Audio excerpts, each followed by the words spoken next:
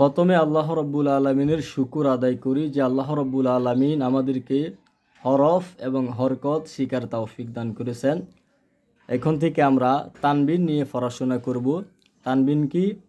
দুই জবরকে তানবিন বলা হয়, দুই জিরকে তানবিন বলা হয়, দুই ফিশকে তানবিন বলা হয়।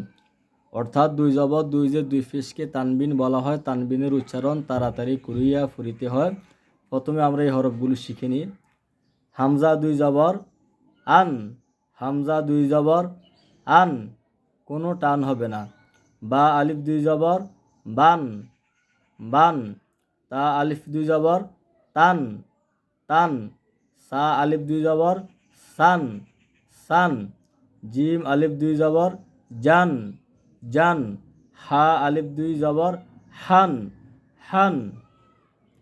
খ আলিফ দুই জবর খন, খন। দাল আলিফ দুই জবর দান, দান। জাল আলিফ দুই জবর জান, জান।